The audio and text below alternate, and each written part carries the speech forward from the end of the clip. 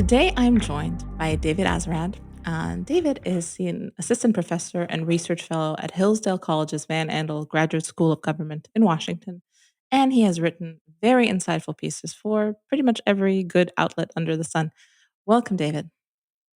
Thank you for having me, Alex. It's lovely to have you on. I unfortunately did not get to personally meet you at NatCon, though we both spoke. And I have to say, I have interacted with your work afterwards because I heard your speech and I thought, yes, I agree. This is a very depressing and uplifting at the same time. Exactly my cup of tea.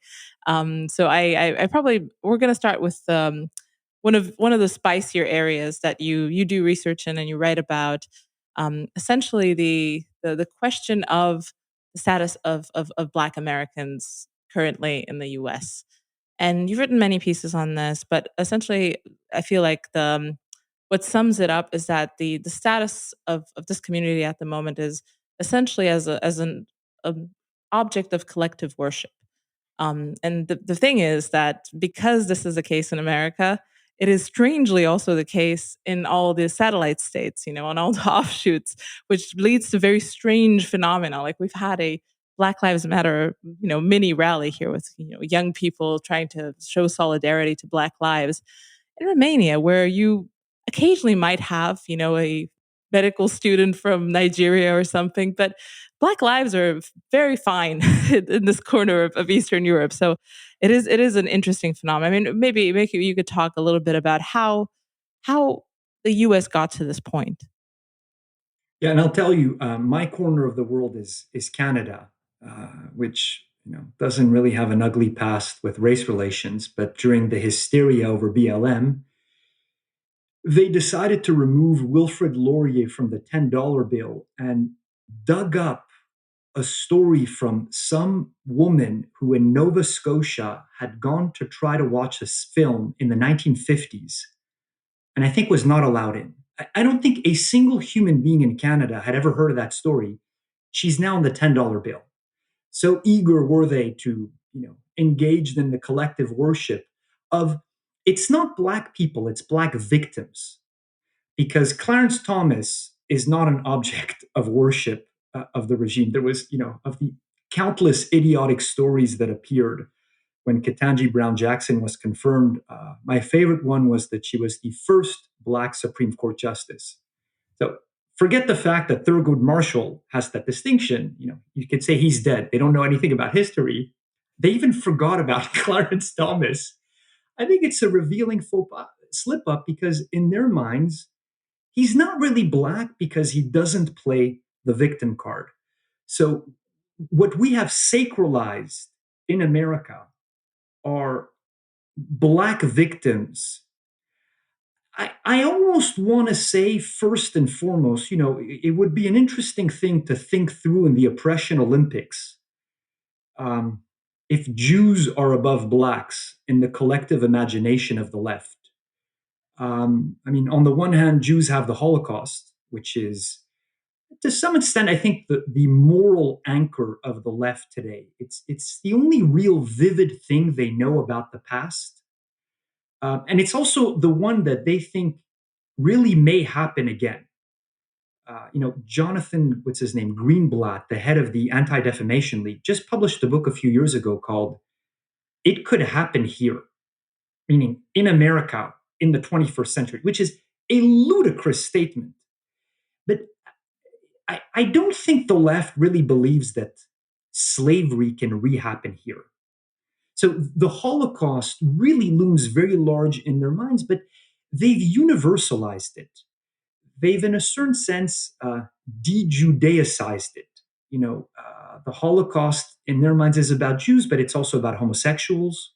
I think the scholarly estimates say that between maybe 5 and 10,000 homosexuals were killed by the Nazis in concentration camps.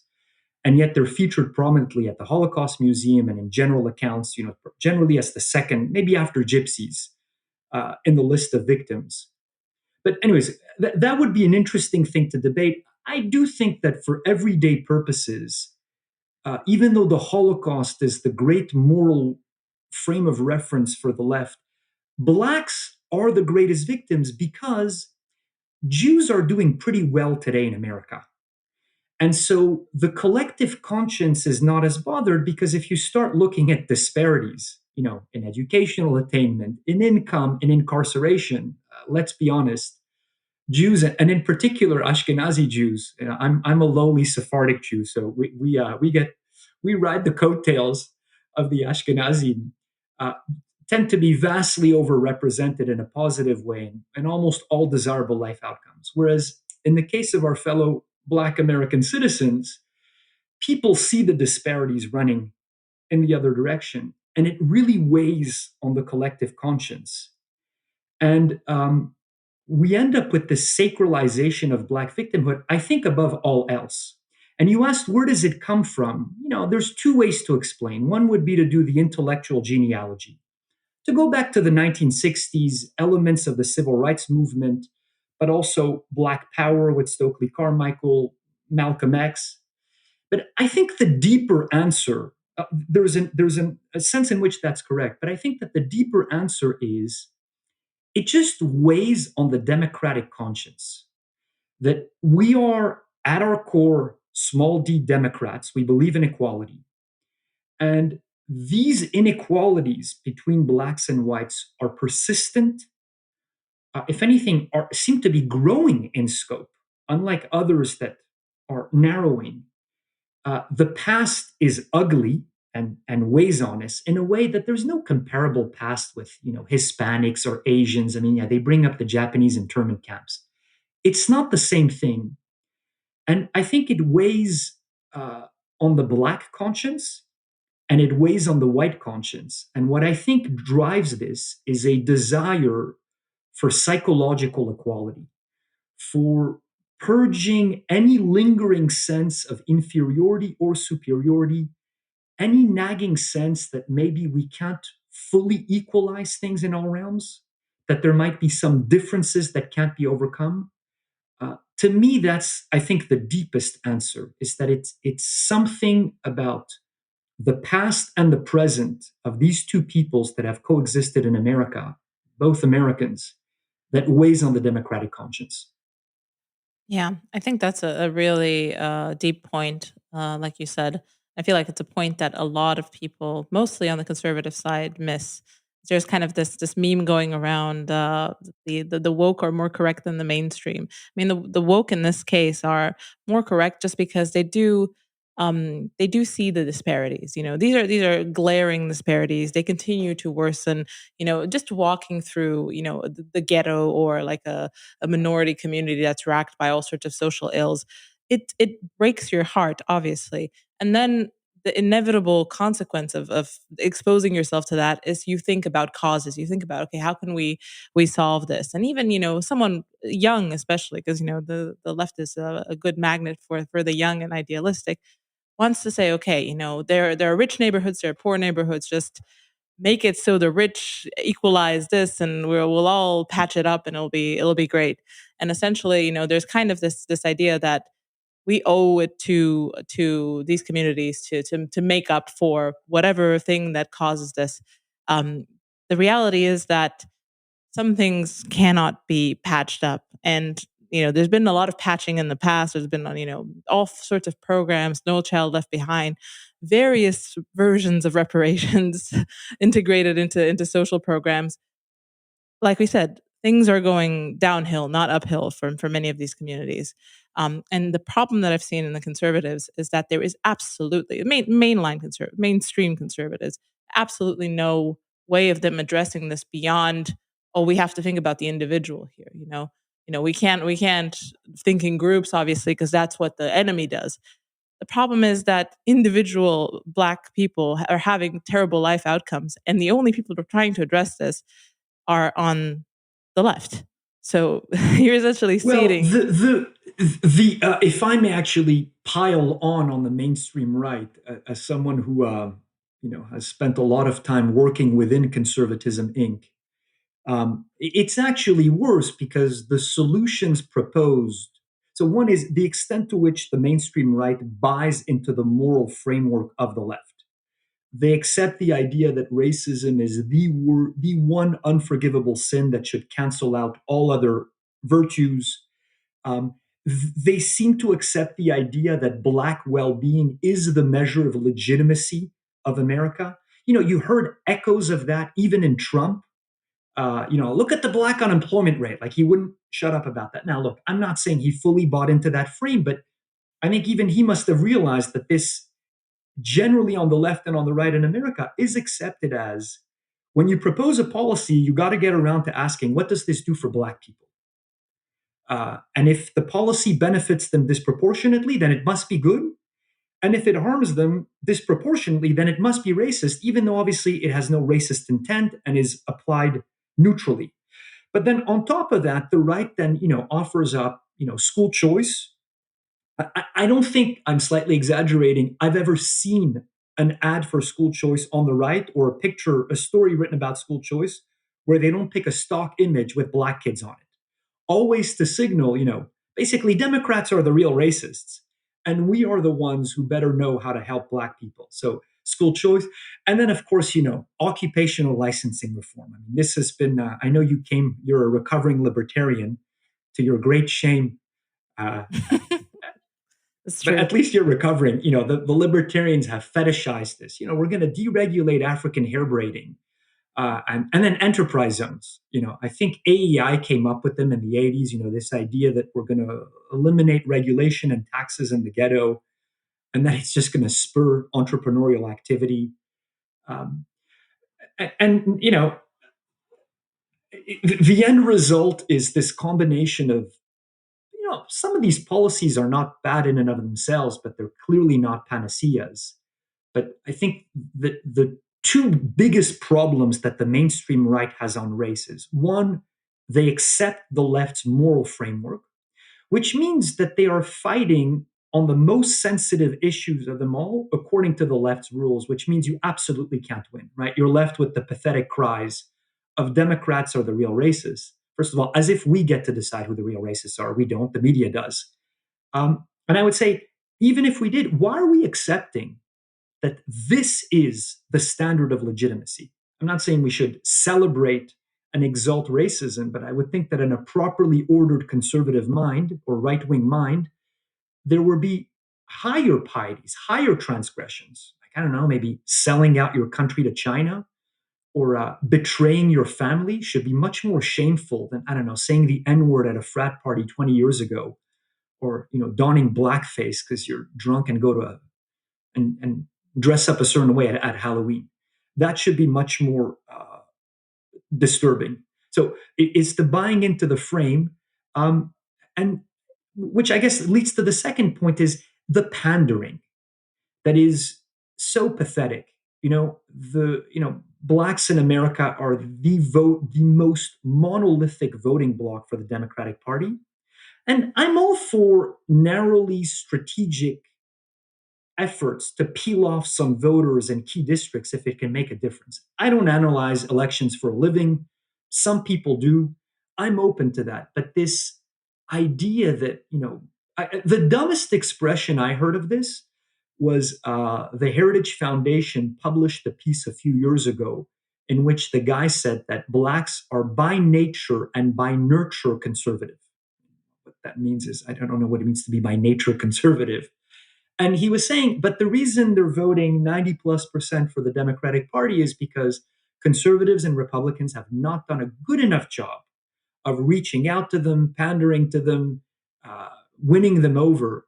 And I find that proposition, laughable. That they're not the core of the right. If they want to join, by all means, but we should go. What's the expression in English? Fishing where the fish are, or hunting where the geese are. Uh, this pandering is pathetic, but they both ultimately spring just from this fact that the American mind on the left and on the right is genuinely disordered because of this racial question. It is, yeah, I think probably the fundamental mental pathology of the regime that just distorts everyone's thinking on all issues. And that's why I got interested in it. Sometimes people ask me, like, why are you so obsessed about this? Like, are you a closeted white nationalist? I'm like, yeah, I'm a Jew. This has really worked out very well for us, to support What nationalism? No, it's because I care about this country, and I see that this issue is just distorts the policies and the thinking, and leads to this insane hysteria that is calming down a little bit now post Floyd, but I'm sure you and I will agree could come back anytime, you know, based on whatever incident will trigger it yet again. Yes, I think it's dormant for a while, but yeah, I think a lot of things have changed in the last few years. A lot of things have become dormant, unfortunately, because of the collective shock of COVID and whatever had just happened. But yeah, I was just looking at the black voter percentage for the GOP, and I don't know, it was just like a statistical analysis, and it was I don't know. It used to be somewhere between 8, 12, sometimes 15%. I think the last, I don't know, 10 presidents. And then it went down quite a lot, obviously, during Obama, during the Obama terms. I think it was like 6, 5, something like that, very low. And then it bounced back up to Trump, back to its historical level of 12%. So the idea that, okay, a lot of the turnout was unprecedented for Trump, it wasn't. It really wasn't. It was just not Obama, essentially. That's kind of what that timeline analysis showed. So it is interesting that this seems to be like you said, this is the framing of the left, and people keep buying into it. And an interesting figure within this framing, and pretty much one of the few modern saints that people actually do believe in is Martin Luther King. And you've written a very interesting Doctor Alex, Doctor, doctor, Doctor, sorry, please. Martin Luther King. And I mean, even myself as a child in Romania, I knew of Dr. King. I knew that Dr. King was really important, and he was it was kind of a Gandhi type figure as well. Just yeah, single handedly did a lot of things that were a bit fuzzy but he did them. And he is very beloved by a lot of conservatives as well. I mean, they roll him out with every occasion, and I think you've written a good piece on this and of why Martin Luther King might not be the best thing to bring to a conversation about the issues of today. And I mean, why is that? Also, the let's call it the conservative case for MLK, which you will hear on the mainstream right, is the one line from the one speech, right? The Yeah. "I Have a Dream" speech, in which he said he hopes that one day people will judge his children not by the color of their skin, but by the content of their character. And it speaks to this, I think, longing in the American heart for several decades now to have some sort of a colorblind regime, not in terms of outcomes, of course, but in terms of how we deal with one another and how the government deals with this. The government shouldn't discriminate, and that generally speaking, we should allocate desirable positions in the private sector on the basis of merit, competence, skill, credentials, rather than skin color. So he speaks to that longing, and conservatives latch onto that one sentence and invoke the authority of MLK, who's, as you pointed out, is enormous. They've done surveys of American high school kids, and he's the most admired American of all time. Um, and they then use MLK to criticize CRT and wokeness and critical race theory and identity politics and affirmative action and whatever is going on. And I think that's problematic for two reasons. One is if you zoom out and you read the other things that King said on race, you will see that he supported affirmative action, and he was actually more honest than we are. He called them for what they are, namely racial preferences. He didn't use that euphemism. He supported reparations. And I think, worst of all, he demanded and expected equal outcomes between blacks and whites in all realms of life. And that idea that, therefore, all disparities are inherently suspect and evidence of racism is the place where MLK, wokeness, and I should add, the institutionalized civil rights regime we have in America that is embedded in our laws and enforced by the government and via HR departments, all three of them converge. All accept this idea. I mean, it's what's behind the concept of disparate impact. That if a policy is producing disparities, it creates a presumption of discrimination, which, okay, it is true, you can then exonerate yourself from, but we don't have a presumption of innocence, even though the policy itself, as you may well know, doesn't discriminate, doesn't intend to. The fact that it produces disparities is bad. So, you know, conservatives have that one line, and then, Cornel West edited a little book called The Radical King because he wanted to remind people that King was a radical, that he was, in favor of a massive expansion of the welfare state, that he was vehemently anti-war. And then on these racial issues, there is a fair amount of overlap between himself and the Wokies. There's some differences. He remained some sort of a Christian, by which I mean, I don't know how orthodox his theology was, but he did condemn the idea that we should hate whites. And he did preach a language of forgiveness, love, and reconciliation, which you definitely don't find among critical race theorists or wokies, who either are openly saying that we should hate white people or, clearly implying it. So one is, there's a lot more radicalness to King than conservatism. But I think the second reason it's a mistake for conservatives to invoke him is that to invoke him as an authority is to accept the idea that racism is indeed the central moral crusade in America. It is to keep on, LARPing, reliving the glories of the civil rights regime. It is to buy into that moral framework of the left that is so widespread on the right that says that the fight against racism is the overwhelming priority. And people may say, no, but it's being deployed against anti white racism. Although, you'll notice the people who invoke the conservative king never get around to saying the target of racism today of the regime is white people, at least, those who don't have the right college credentials or don't vote the right way or have the wrong religious views. They can't even muster the courage to call it by name. So they leave it in vague terms about it. Well, it violates the 14th Amendment or our principles of equity. So I think we need to free our minds on the right from all of the pieties of the left that are ensconced in the conservative mind. And then that sets the stage, not really for a fair fight, because they still control the institutional high ground, the media, the universities, the corporate sector, the deep state, a large part of the judiciary, the bureaucracy, you name it. I don't need to go over all the realms with you. But at least morally speaking, we're not fighting with one arm tied behind our back, and we're not playing according to their rules. And on all these issues, on the wokeness when it comes to women, to gays, to immigrants, you will see that the right has ensconced in its mind some premises of the left that considerably limit its ability to argue.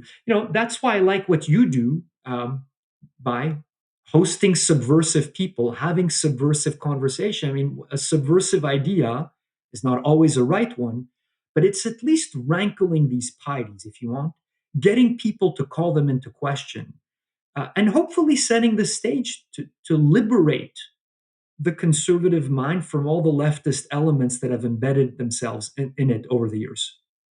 Yes. Thank you. I think that's kind of the mission for this, and also talking to people I enjoy. I believe that people like Ibram X. Kendi are the direct line successor of MLK. Ibram X. Kendi is essentially MLK 50 years later.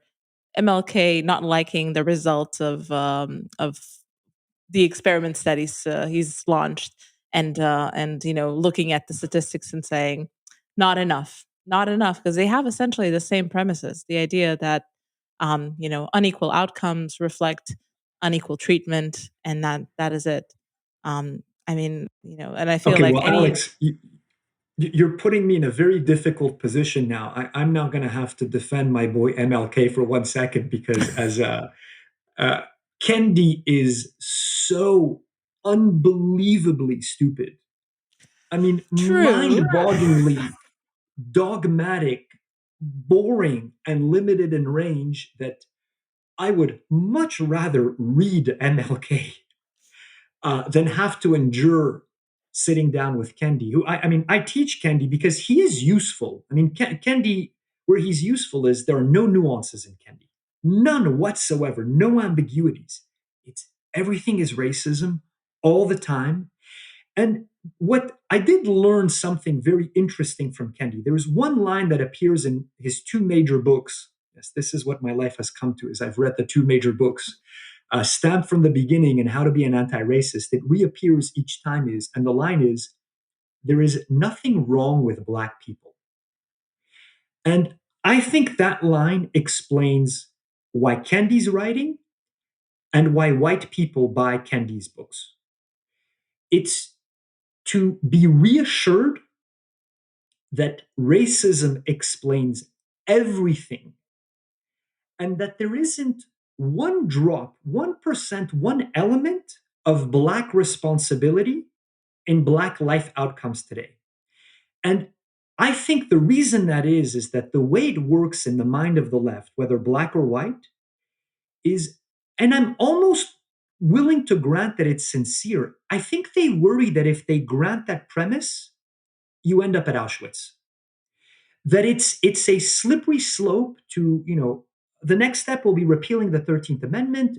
Who knows what's going to happen? And so you need to fortify against any kind of negative generalization about Blacks in particular, but the same logic applies to other groups. Because if you blame the victim in any way, well, that's just going to allow, the inner white supremacist in all of us to come out, and who knows what we're going to do. So it has to be only one explanation and absolute moral exculpation of the victim groups. There is nothing wrong with Black people, to which you could then add, there is nothing wrong with homosexuals, with transgender people, with women. And, to be clear, I'm not saying there is everything wrong with any group, but it's ludicrous to posit, human nature being what it is, that some groups are collectively free of. I mean, that's absurd. It doesn't apply to white people, to Jews, to Romanians, to Bulgarians. It's absurd. But we need to do it to protect the saintly victim status of these groups and to guard against what in the left's imagination is, we're going to be this close to a Fourth Reich. They're always fighting fascism, always trying to prevent the new Holocaust.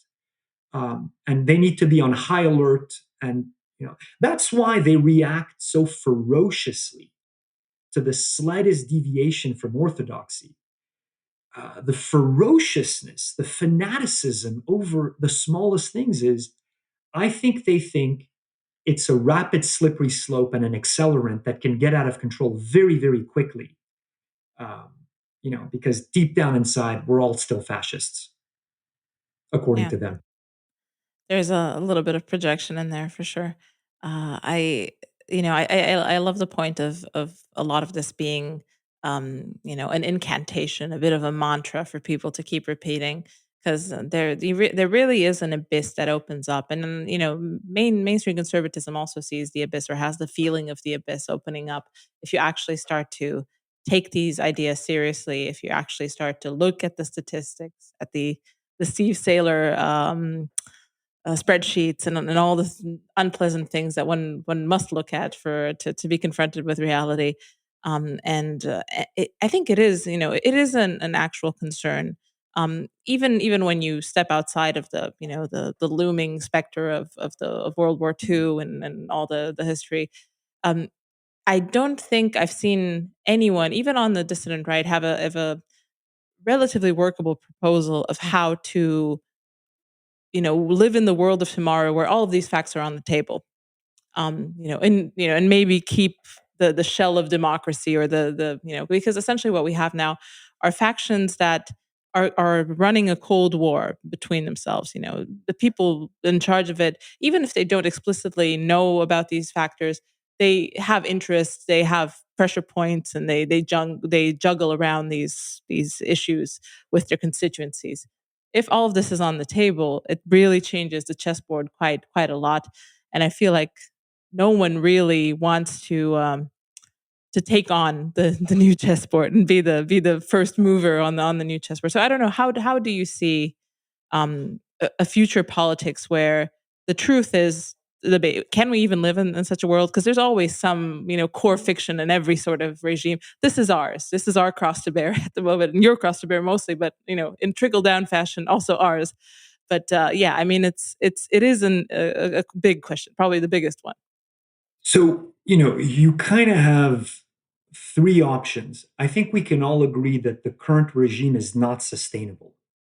The current approach to dealing with racial issues, which is Black privileges, the lowering or abolishing of standard in all realms to eliminate disparities, to the point where, very realms that have a great impact on the well-being of America, like incarceration and the enforcement of laws, but also in the realm of beauty and the arts. They've eliminated blind auditions for symphonic orchestras, playing behind a screen so we can't see your sex or race because it's not producing the right outcomes. So the Kendi project is an assault on civilization. And at one point, again, he's revealing in his stupidity and dogmatism, he does say that the problem is civilization because civilization is norms, standards, and laws, and they produce disparities.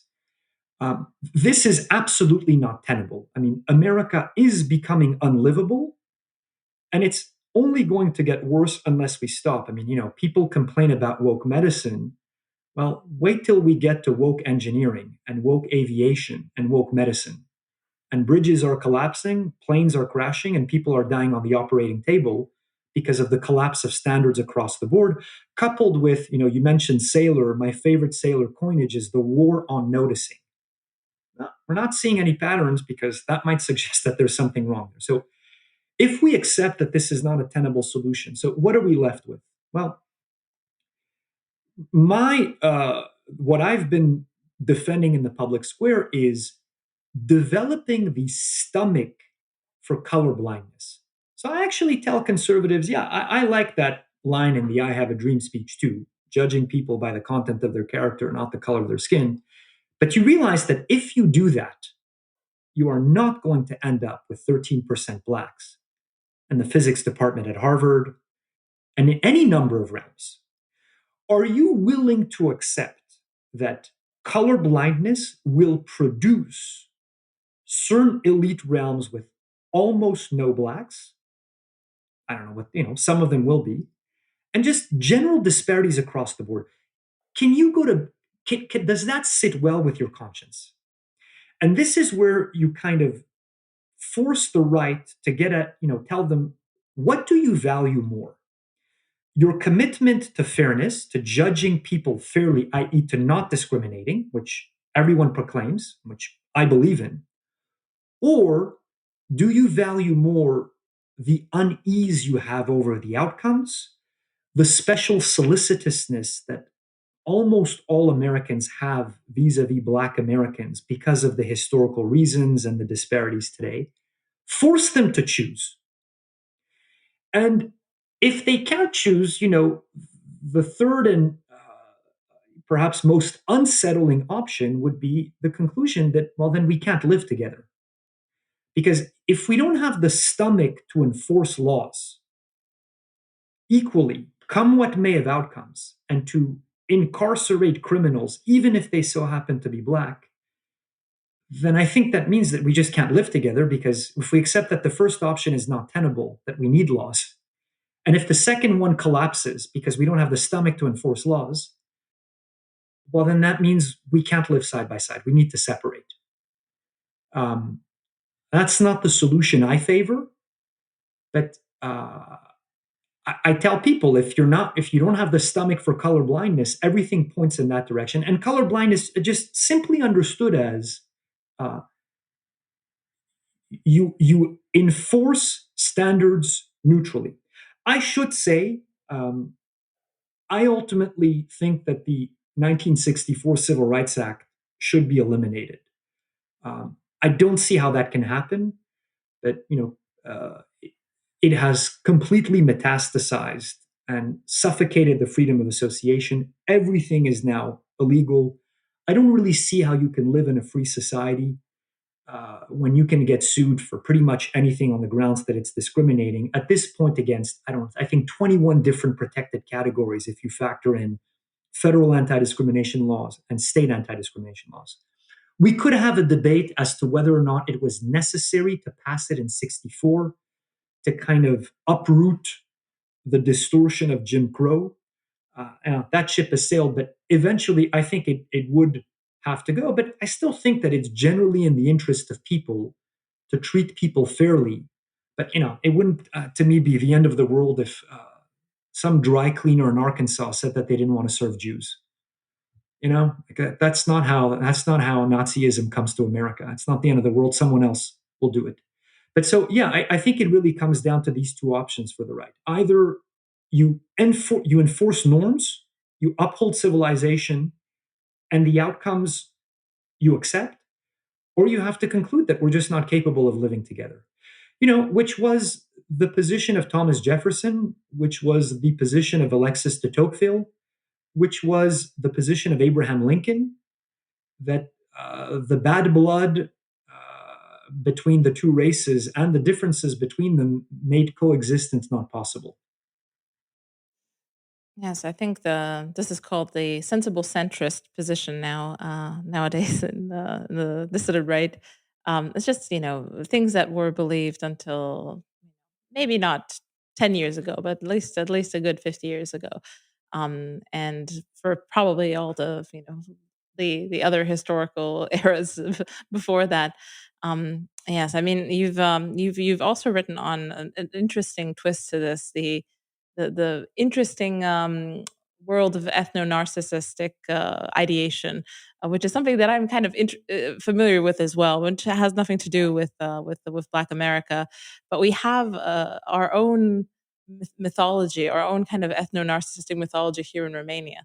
It involves the Romans, obviously, us dominating the Romans. It involves aliens, some form of kind of alien seeding of the ground with technology and information. So there's the Dacians, which are kind of the ancestral people that my people come from, the Romanians, were involved in all sorts of kind of magic and things, and were extremely dominant until misfortune struck by, I don't exactly know, some other very nasty people destroyed our civilization, and now just remnants are, and very initiated people will know about different things like that. And it seems to me that it's so interesting to read about the Beethoven was black, or all sorts of interesting little things that are it's we have very similar things. Like we hold on to the fact that, I don't know, some Romanian guy apparently invented the fountain pen or things like that. I love Romania. It's my home. I live here. It's great. But we are a small civilization. We're very marginal, and then that leads to flowering of all sorts of weird ideas about how cool we used to be. So I don't know. I remember reading about you and your conflict with Nicole Hannah Jones about the great George Washington Carver. So if you the, could the tell us. greatest scientist of all time, right? I believe so. Look, I, you said it earlier in our conversation that every regime has some noble lies, and you can't have a fully red pilled regime. One slightly noble lie is the ties that unite us all as citizens in a nation that is so vast where we don't know. I think it's this scholar named Benedict Anderson, I think is his name, as he referred to countries as imagined communities. And there's some truth to that. So, yeah, all Romanians speak the same language, presumably, uh, and have a lot of similarities, but these strong feelings that you may feel for another Romanian are to some extent imagined. So that I think is fine. And, I would be fine with slightly fudging history to make our fellow Black American citizens feel more included in America, less resentful about the past. I wouldn't want to be on a crusade to rob people of. Everyone does it a little bit. You just said it yourself. It's not the end of the world. The problem in the US now is that it's just, again, completely out of control in all realms, and that the magnitude of the lies are insane. So um, I, I'd be fine with, I guess maybe, I don't even know if you need to magnify it, but really emphasizing the importance of jazz in America's cultural development.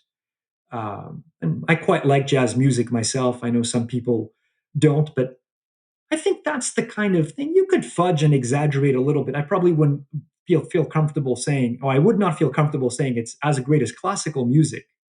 But you could say, this is really a distinctive contribution that our fellow Black American citizens have made to the country.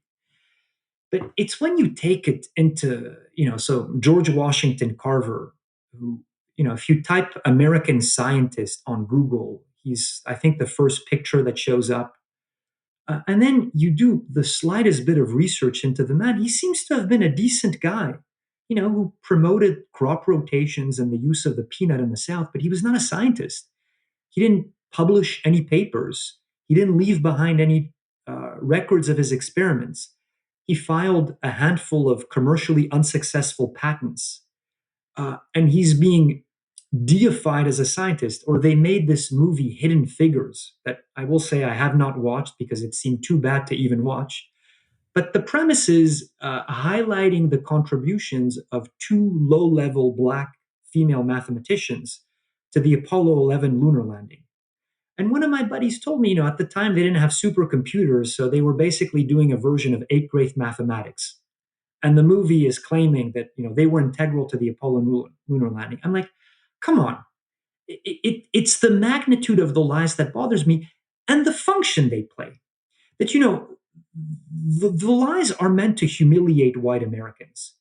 They are meant to take down the US and say, that slavery built this country. I mean, that's just a ludicrous claim. I mean, it's utterly absurd. No, Hamiltonianism built this country. The entrepreneurial energy of America and property rights and innovations and patents and the unleashing of acquisitiveness, that's what built up America. That's why the South was backwards for a long time. Uh, it's to use these lies to say we are not going to honor genuinely great men. If anything, we will tear down their statues and smear their names. And on the other hand, we will force you to kneel before third rate mediocrities. And you see, look, I'm getting worked up talking about this. This is my spirited side that just finds it's too humiliating to go along with. I'd be fine with some light, noble lies so that we can all get along in a vast, multiracial, multi-religious commercial republic. I can't accept to debase myself and worship mediocrities while great men are slandered.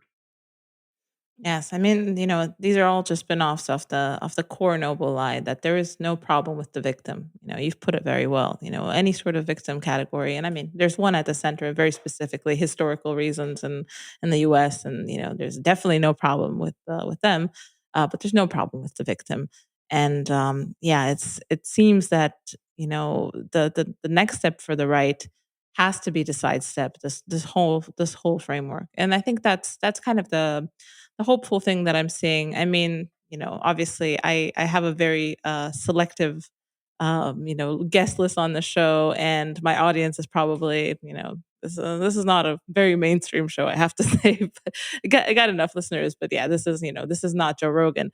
So, but a lot of them, I would say, probably a majority of them, are reaching the same conclusions that okay, the one core thing that we have to do is to like take the victim off the pedestal and put something else, maybe something transcendent, maybe something that is um that is fixed and non-negotiable, even just for coordination purposes, to be able to do business with your neighbor, to be able to relate to the people around you, to be able to get married. You need something that we all can agree on. And usually that's been the 10 commandments type lists. There's a very hard it's very hard to get around that. So I wonder what your opinion is on that idea that we to coordinate, we will have to have some coordinating function, because this build your own life, build your own adventure, become steward and creator of your existence, find your authenticity, find yourself, type of living has really it hasn't served us very well, and I feel like it's a very good feeding, a petri dish for these types of ideologies. And it's not just the choose your own adventure is choose your own adventure and demand that others honor it. The Exactly. crux of the matter is that's why I think the concept of psychological equality is really key to understanding the disorders of democracy more generally, meaning not just as they apply to the question of race, is that some people lead undignified lives and they feel ashamed of it. And in a just society, they will be stigmatized for it. Say if you're morbidly obese because you've completely lost control over your appetites. Um, and they instead are demanding to be honored regardless of what they choose. And so we're now engaged in this mad process where the more deviant, abnormal, ugly something is, the more we shower it with praise and honor. And that's why, it's funny that one of the most subversive ideas around these days, which is really prominent in the alt right and amongst like the bro scientists and people like Bronze Age pervert, is that beauty, strength, vitality, and excellence should be celebrated and honored. And that it turns out is now a subversive idea. We are told that this is has fascist echoes. I mean, that's absurd. It just shows you how bankrupt the mainstream right is, that you need to turn to the feverish swamps of the internet to find people making these points strongly. Now, they take it too far sometimes, and there's some nonsense mixed in, but the celebration of beauty, excellence, and strength, why is that a far right idea? Why is that not a mainstream one? The upholding of standards across the board.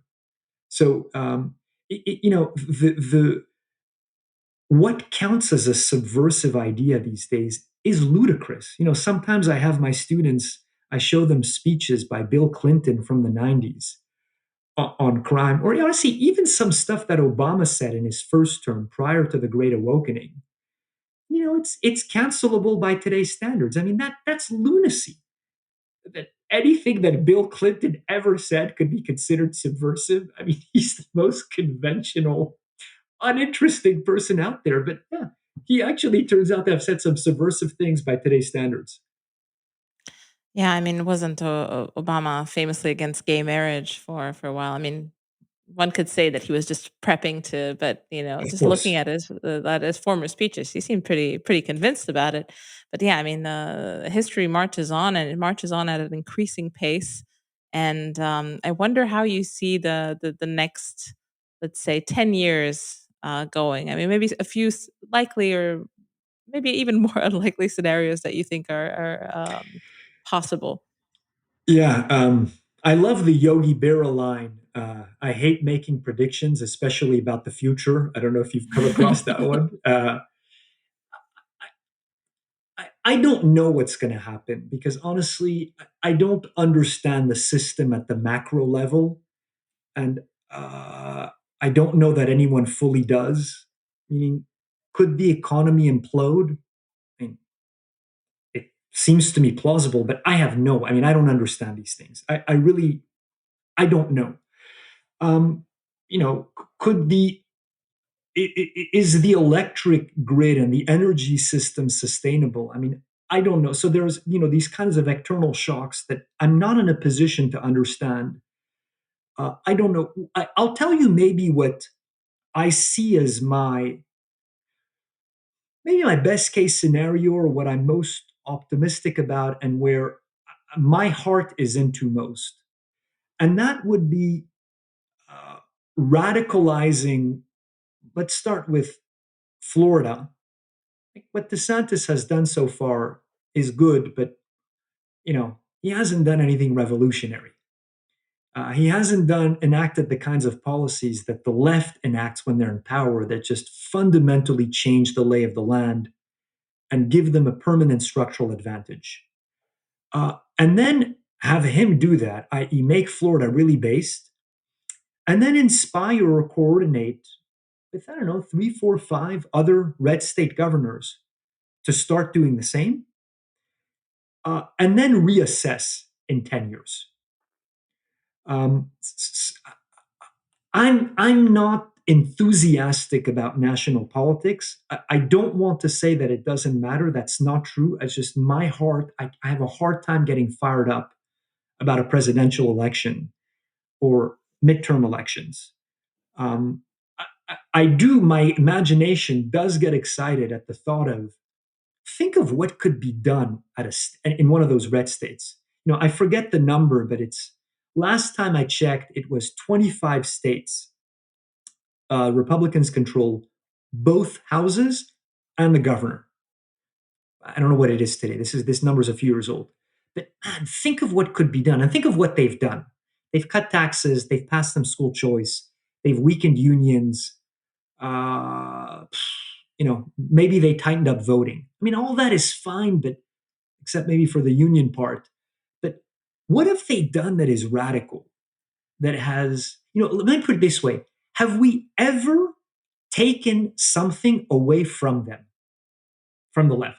Have we ever conquered one of their institutions? So we have lost enormous amounts of real estate. And what have we done in response is, well, we've basically been Benedict optioning. We have been building our own, right? We do our little centers, our little think tanks, our little magazines. But you heard about what's been happening in Florida with this new college that DeSantis appointed 7 conservative members to the board. Imagine if they could pull off a reconquista, reclaiming that college from the left and just even making it a sane place. It doesn't even have to be a conservative university, just a sane, academically rigorous university. There is no precedent to that ever happening. The right has been at war with the left for over a century in this country. All we do is lose ground. And as a result, I think there's a timidity that has set in, a lack of bold thinking, that if you were to gather, the main think tanks in DC and tell them, give me your most bold policy ideas, I think you'd laugh at what they give you. I'll give you an anecdote. One of my buddies was in Nashville and Robert Doar was speaking there. Do you know who he is? He's the president of AEI, right? Okay. The Mhm. big conservative think tank in DC. And my buddy asked him, what's the most controversial yet important thing that AEI advocates for? I think that's a great question to ask any organization to which you give money, right? That claims to be representing you in DC. Okay, what are you doing that is important but dangerous? So you're putting your neck out. First of all, he was Legalizing prostitution. no, he did he did not say that. He was flustered. He'd never thought of it, and then he blurted out, very proud of himself, "We oppose agricultural subsidies." Oh, yeah. I thought it Yeah, was at least a bit spicy. yeah, Yeah. yeah. This is kind of cutting edge thinking. I also heard through the grapevine that Ramesh Ponnuru, who is the editor of National Review, was once asked, "What would you do to shore up the family?" And he's, a socially conservative person. He said, "I would eliminate tariffs on imports from China on toys." But Oh, yeah. the great obstacle to family formation in America, is the cost of toys. So, anyways, I could give other examples, but my point is there's such a lack of bold thinking on the right that we've resigned ourselves to more status quo and we're more black pilled than we should be. I think, like, start to think of what could be done in one state, a few more do that, and then we reassess. And then it could maybe, set up a healthy confrontation or showdown with the federal government that leads not to Fort Sumter and the collapse of the country, but to, pushing back and getting the feds to back off and giving the states a little bit more breathing room. So I do think the next 10 years are going to be interesting. I do think it would be a huge mistake on the right to give up now. This was my talk at NatCon, was against the black pill. Um, that I'm aware. I mean, there are many problems in America, many worrisome trends. I don't have the kind of mindless boomer optimism, but the right is just now starting to wake up. DeSantis gives us a small glimpse, minuscule glimpse of what would it mean, say, if you wanted to reconquer the public higher ed system. So let's see what happens in the next few years. But the just thing I think that would be a catastrophic mistake is to give up on the grounds that, well, we've tried everything and nothing worked. And I would say, honestly, we tried very, very little. We tried school choice and tax cuts and more military spending. We really didn't try all that much. Yeah, I think that's what I liked very much about your speech. Like I said, it's depressing and hopeful at the same time. And I think there is a lot of reason to hope. I subscribe to so-called elite theory. I do think the vision for the future that a handful of elites, maybe sometimes in surprising corners of the world, maybe people who have leverage that you don't even intuit that they have, um, stop running the slow anti-racism program and start running something a little bit more potent, with a maybe a different value hierarchy, and maybe a value hierarchy that they can coordinate with other people. Things can change quite rapidly because this is, a lot of people bring up historical examples like, Rome died because of this, and this is the same situation. Yes, in some ways, but at the same time, look at the stuff that we have. And this is not unimportant stuff. The means of communication, the means of coordination, of even producing a program like this, distributing it without anyone's consent, unfortunately for them, and people listening to this. Obviously, and I'm not expecting this to have some, cosmic leverage, but there are many people like this speaking about things like this. And they're gaining ground and they're gaining courage. Like this type of conversation, you could not have 5 years ago. Maybe you could have it, but it would be somewhere in a thread on a forum that no one would see. And this stuff was incubated, and now it's kind of out there. Like I said, this is not big. This is not the big time. I'm sorry, David. I didn't invite you to a huge platform here, but it's got some leverage. So I'm really happy to see that. And I would add, Alex, one quick thing, to embolden conservatives is they should realize that whatever you propose, however modest, the left is completely going to freak out. So might as well go for the jugular. Meaning, whether you propose to just abolish one DEI garbage program or to completely overhaul the university, the reaction is the same. It's immediate escalation to DEFCON 1, full blown hysteria. So you can't avoid that. So I say that because some people are like, well, maybe we can tinker and not do too much, but you're going to get colossal opposition. You will get called a Nazi, regardless of what you do. So if you're going to get called a Nazi and they're going to go crazy, might as well make it count to enact policies that fundamentally reconfigure the structures of power. I think the guiding motto should be defund and humiliate their side, and to the extent possible, redistribute resources and honor to allied institutions or groups or people on our side. I think these should be the when we think about policy and politics, should be our twin guideposts. Yes, like reward your friends, punish your enemies. This is the core of history. We just had the luxury of forgetting about this for maybe a century or so, but it's back with a vengeance, unfortunately. Yeah, I'm all for this, and not because it sounds good or it's nice, and I feel like just we're just beyond niceness, and I feel like conservatives need to wake up to this reality. Power is a constant. You throw it out the window, it comes back through the door. You cannot ignore it. Even if you'd like people to deal with you on the basis of the NAP, people just don't. They will trample you, and they have. And it's time for people to just shake off the illusions of I guess I won't call it classical liberalism because but the idea that we can just all be individuals careening through space and have no problems with each other, because that's just not going to happen. I want to ask you before I let you go. I want to ask you the question of the show. Do you have a subversive thinker? living or dead, any sort of thinker that you would like to recommend to the audience? Aside from Bill Clinton, a very subversive thinker from the 1990s, yes. Well, look, I think you could answer. I could answer this question narrowly in terms of a right wing recent thinker who allows you to understand the power dynamics in America. I learned a lot from Sam Francis. I'm sure you're familiar with him, and that most of your listeners should be too. Um, but I would broaden the question, or rather the answer, and tell you honestly, all great books are subversive. The problem is we've allowed them to kind of be cuckified and tamed and neutered. And, we've domesticated Aristotle and Rousseau and Tocqueville and made them safe for small souled people. But if you look at some of these books in the classical canon, I don't just mean Nietzsche, right? Nietzsche is explosive and he's Nietzsche. But, so I'd recommend Tocqueville as a subversive author, which is counterintuitive because, all the little traditionalists like them because he talked about civil society and associations and bowling leagues, and he sounds like Robert Putnam.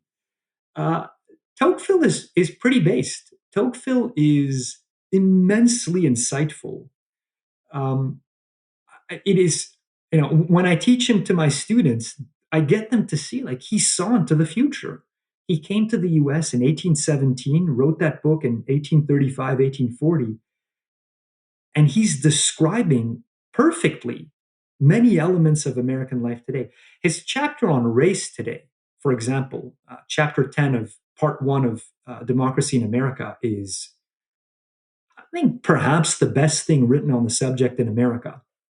Um, so I'd say Tocqueville, but I would also invite your listeners to reread Aristotle with a fresh set of eyes, and you will find that he's quite subversive because they're not beholden to our pieties. They don't believe, Aristotle doesn't believe in equality and in democracy, and of course he's writing before Christianity comes along, and so the whole mental map is completely different from ours. I mean, obviously, all the usual disclaimers apply.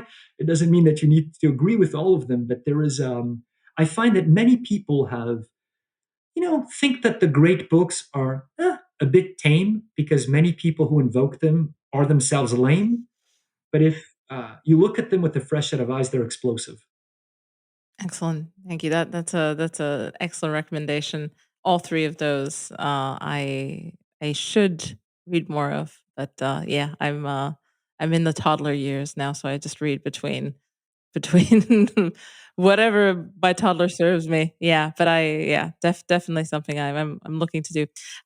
Thank you so much for coming on. This was really lovely. I'm glad we got to do this, and I'm glad we got to meet. Pleasure was all mine. Thank you, Alex.